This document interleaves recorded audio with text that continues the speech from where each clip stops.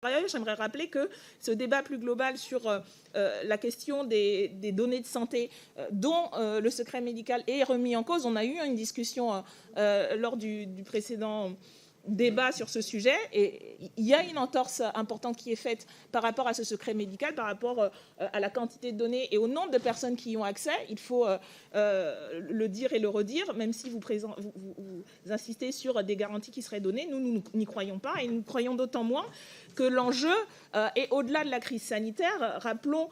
qu'il y a en ce moment des débats autour du Health Data Hub de Microsoft et des problématiques en termes de données personnelles, en termes de privatisation de ces données. Il y a de la part, y compris de sénateurs et sénatrices, des demandes de commissions d'enquête sur les enjeux de sécurité, des dangers de ces données de santé. C'est une sénatrice UDI, ce n'est pas à ma connaissance, une gauchiste effrénée, ni une insoumise. Et donc, plus largement, étant donné l'expérience que nous avons de la prolongation des mesures dérogatoires et ce que vous faites encore à nouveau, nous pouvons craindre que ce type de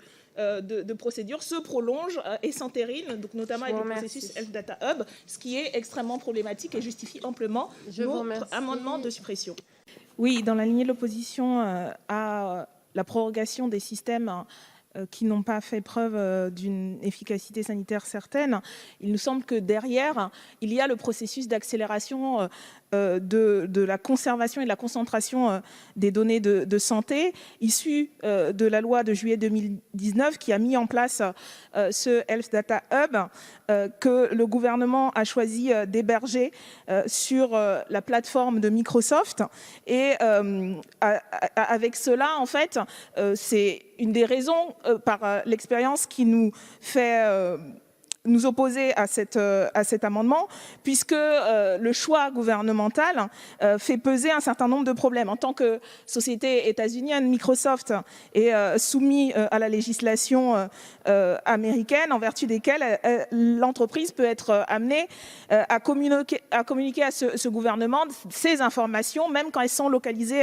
à l'étranger, ce qui met en péril la souveraineté de ces données. Sur la protection des données personnelles, un opérateur privé qui stocke des informations et qui sont soumises au secret médical fait peser pour ces informations des risques de compromission des données. D'ailleurs, le choix d'un géant du numérique fait craindre que ces données soient exploitées. En novembre 2019, le Wall Street Journal avait d'ailleurs révélé la récupération par Google de données médicales de millions